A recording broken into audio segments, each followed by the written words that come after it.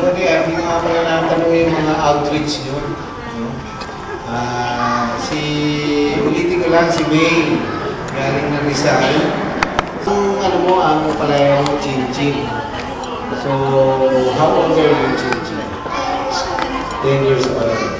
So, siguro I don't have to speak about her, yung surname niya, kasi Galope, kilala niyo na po yun. Let's hear from Christian.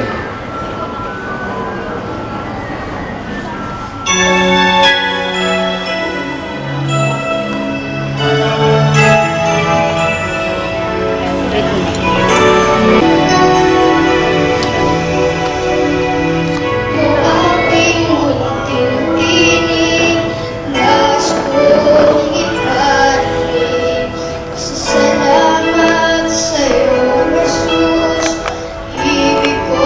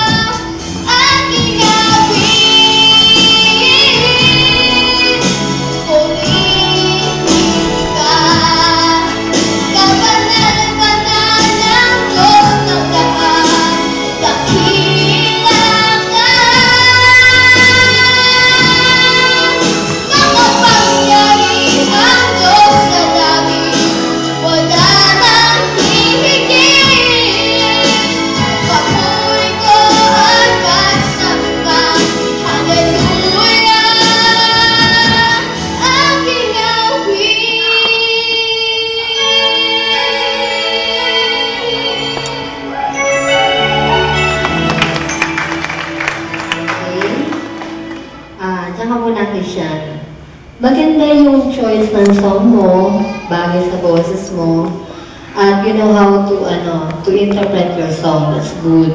Maganda yun. Pero, ang nakita ko, pag kumakanta ka, huwag mo siya laging nakapikit kasi you're not praising God alone. You are singing sa audience. So, dapat, ang song mo, yung kinakanta mo, dinidedicate mo, hindi lang sa Panginoon, kundi dun sa mga audience mo. Parang, yung kanta mo, sinishare mo lang yung word na yun sa tao. So, dapat more on, parang nakikipag-usap ka sa kanila the way you sing it. Pero the rest, okay yung ano mo. Okay yung pag-interpret mo. I-avoid mo lang yung may mga movement ka na mannerism when you sing that song. Pero the rest, okay naman siya. So, God bless.